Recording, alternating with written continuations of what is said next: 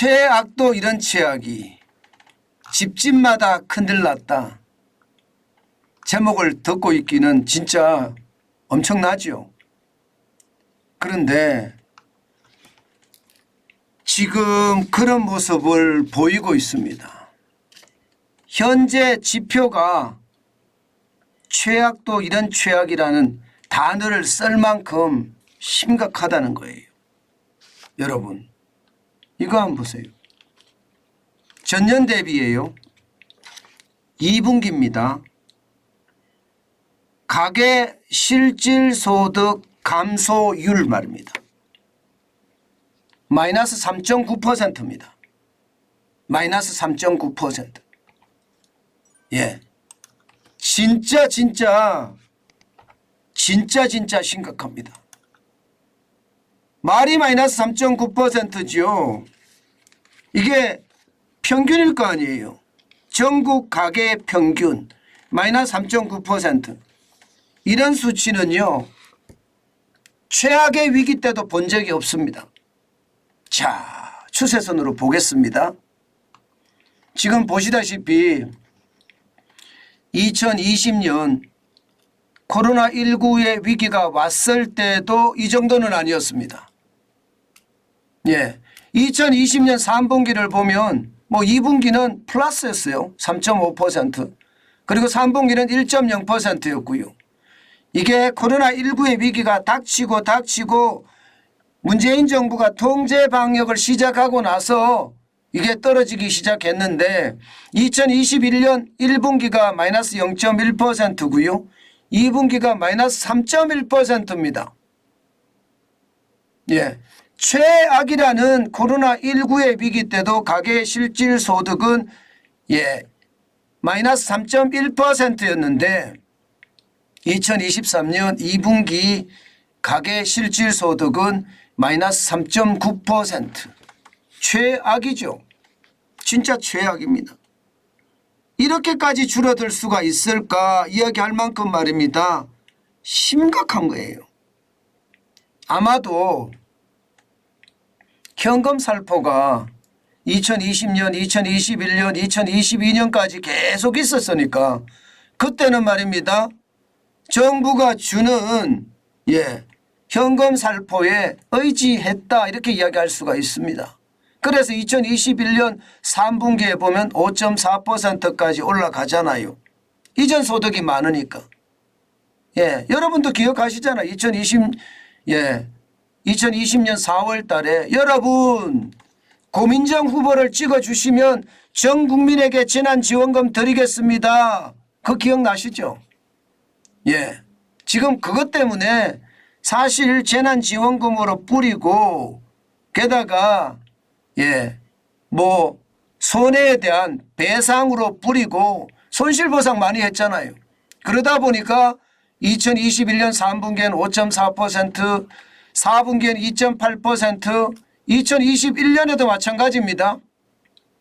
6.0%고요. 2분기에는 손실보상금을 최대로 뿌렸을 테니까 6.9%까지 올라갔는데 이제 손실보상금을 주는 게 없습니다. 현금 살포가 없어요. 예, 그렇게 되니까 본격적으로 떨어지기 시작한 게 2022년 3분기예요. 마이너스 2.8%.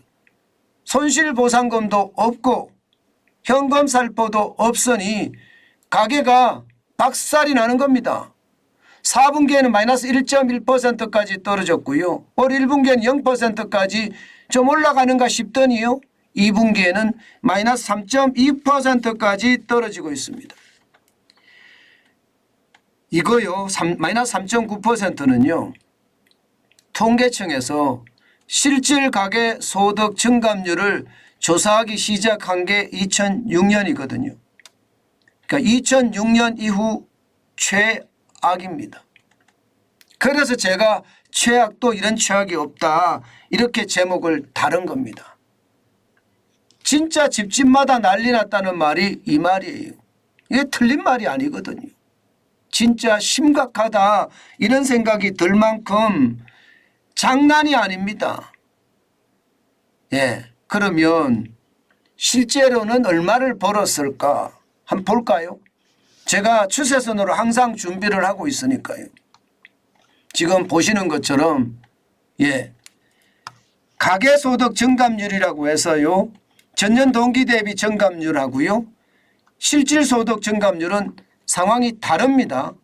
일단 참고가 되셔야 됩니다.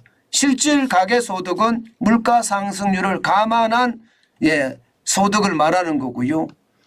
가계소득 증감률은 있는 그대로 전년 대비 성장률이 어떻게 됐는지를 나타내주는 지표라고 이야기할 수 있습니다. 제일 중요한 것은 실질 성장률보다가 가계 실질 소득을 굉장히 더 중요시 여깁니다. 가계 소득 증감률은 그렇게 물가가 오르는 걸 감안을 안 했기 때문에 그렇게 중요하게 다루지는 않습니다. 그렇지만 여러분 보세요.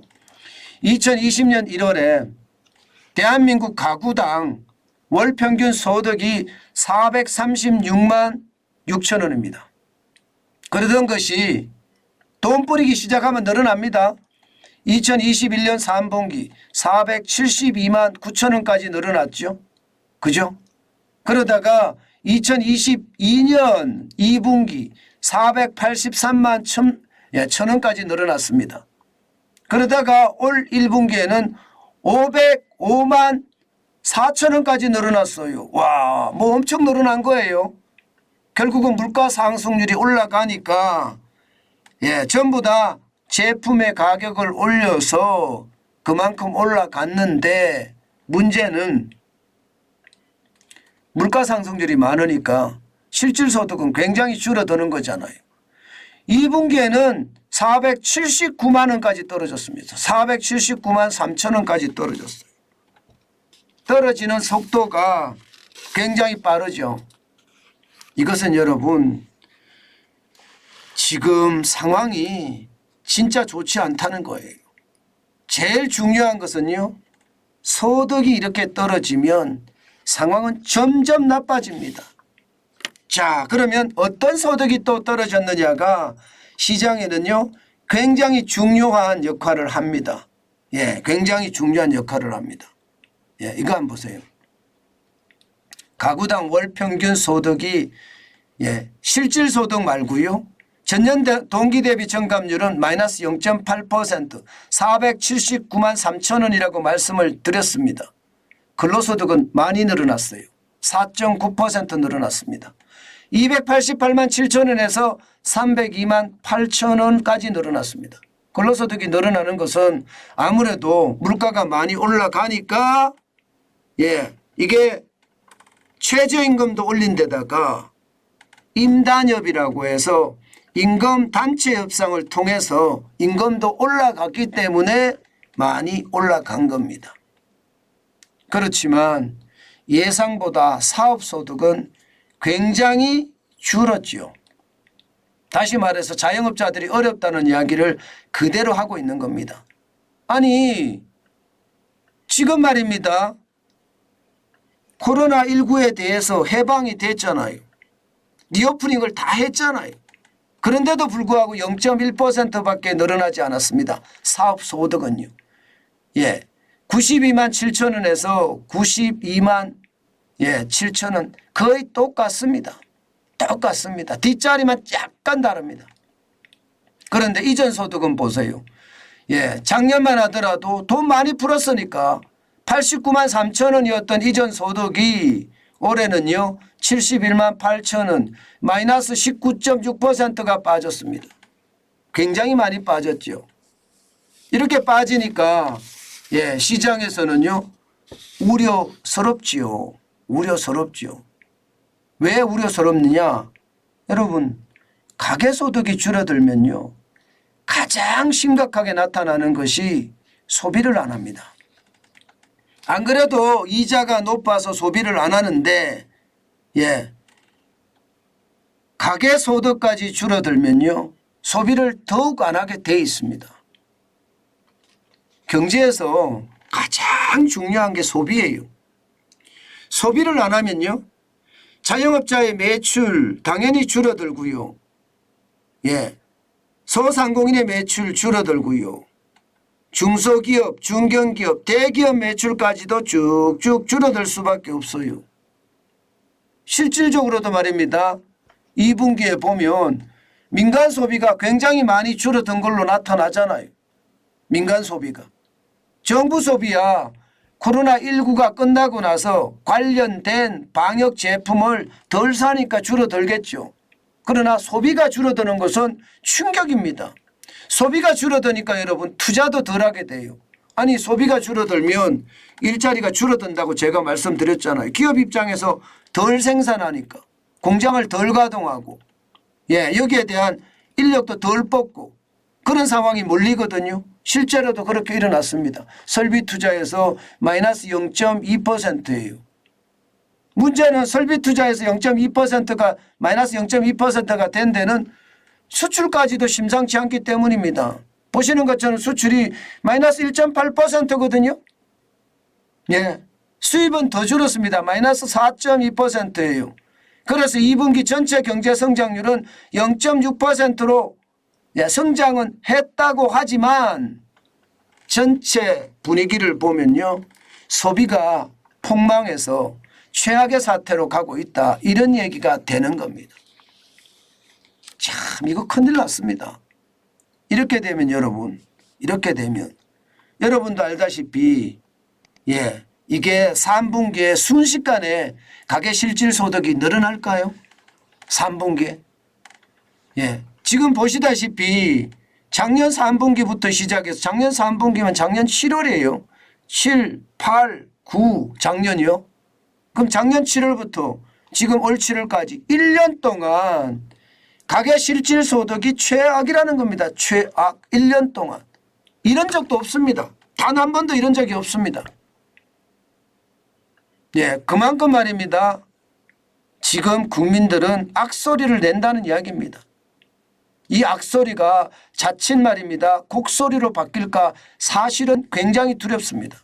오죽했으면 제가 최악도 이런 최악이 없다 이런 표현을 썼겠습니까? 이거는 현실입니다. 현실. 소비가 굉장히 중요하기 때문에 현실이에요. 그러면 경제 성장률에 대한 것도 아마 앞으로 충격적인 일이 벌어질 가능성도 있습니다. 지금 보시다시피 작년 3분기 0.2% 성장했거든요.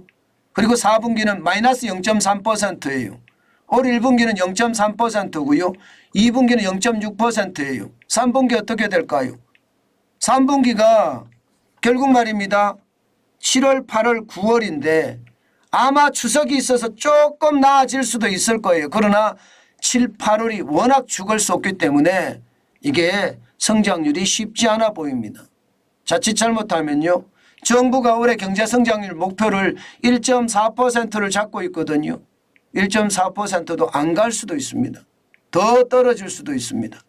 그나마 중국의 유커들이 돌아온다고 하니까 중국의 단체 관광이 시작이 된다고 하니까 소비가 또 좀 더 나아질 거라고는 보지만 전체적으로는요. 지금 상황이 어렵다. 우리 경제가 참 어려운 국면에 들어섰다. 이렇게 얘기할 수 있습니다. 제가 여러분들에게 계속 말씀드렸던 것이 그게 헛말이 아니라는 거 이제 여러분들도 다 아실 겁니다. 그 정도로 말입니다. 지금 상황은요. 제가 봐서는 굉장히 어렵습니다. 이게 좋아질 틈이 안 보인다.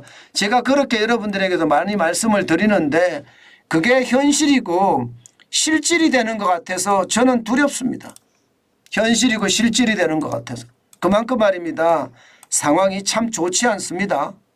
좋지 않아요. 여러분 소비가 좋아져야지 경제가 좋아지거든요. 그런데 소비가 나빠지면 경제 전체에 끼치는 악영향이 굉장히 큰데 그 악영향이 현실이 되고 있다는 것 어떻게 생각하면 여러분 저는 사실상 충격적 요인이라고도 저는 생각합니다. 제가 제목을 강하게 단다고 많은 분들이 우려스러운 말씀을 많이 하시는데요. 이런 제목을 안 달 수가 없는 거예요. 현실이니까. 현실이니까 제목을 안 달 수가 없습니다. 그 정도로 지금 상황이 심각하다. 이렇게 제가 말씀 올리겠습니다. 당분간 경제 상황이 소비가 좋아져야지 좋아지는데 쉽지 않고요. 수출까지 나빠지는 그런 최악의 경우까지 생길까 사실은 좀 두렵습니다.